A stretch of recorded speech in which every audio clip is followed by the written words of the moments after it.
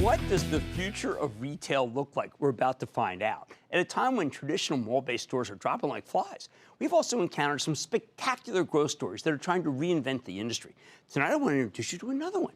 Alex Mill. It's a private company that was founded 7 years ago by Alex Drexler. He's the son of Mickey Drexler, the guy who turned Gap and J.Crew into global powerhouses. Alex Mill relaunched earlier this year with a new leadership team. They make easy-to-wear essentials for men and women, stuff that's always in style and likely to become part of your day-to-day uniform. Sort of like the old J.Crew, maybe, except better style, better manufacturing, better price, no massive network of physical stores holding them back with overpriced, often throwaway product and too much inventory.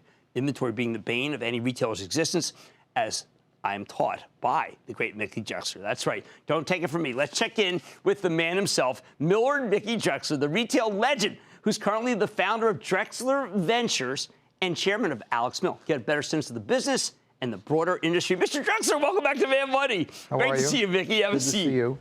Thank you for having me. Okay, Mickey, you're back in making clothes. Yep.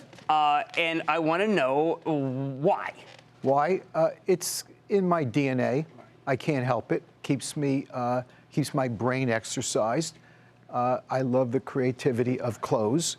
You know, the business has always been in my blood for my whole life, in fact. You know, my father sold buttons and piece goods, or bought buttons and piece goods. So I'm back, and you know, when you leave the big jobs, you get a little bored. Right. And I was a little bored until I started to do this. Well, Alex Mill, to me, offers truth in terms of what you're getting and value, which are two things that I think are not in the mall and not in the catalogs and not in the e-commerce things that are just thrown onto a website.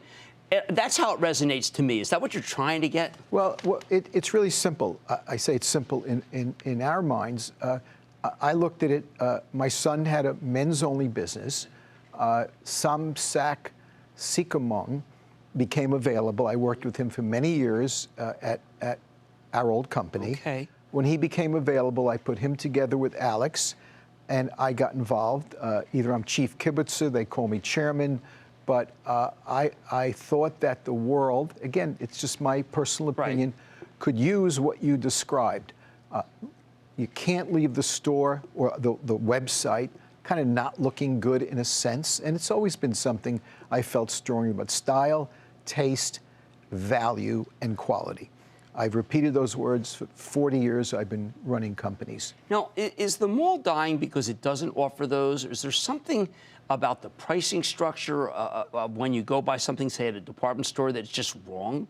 Well, you know, to me, and everyone says it's direct to consumer today, I think the structure is when there are two profits, two markups instead of one, it already inflates the perceived value of goods. Okay. Because customers know. Number two, if you take your device and go online, I don't know if half the goods are available at a better price by just punching a few buttons. Number three, I think really importantly, the lack of passion for great product and creativity is also a very important reason the malls are not doing as well. There's not enough excitement to fill them up. And frankly, and I have all my friends are going to get mad at this in the mall business, they're not doing enough to make them creative, compelling places you want to hang out in, with the exception of some. The first time I met you, you said two things to me, which is that the secret of success, I asked what George, the eye, you have to have an eye, and you can't have too much inventory. And I've never stopped thinking about those, because that's how I judge all retail in the end. You have an eye. Can algorithms have an eye?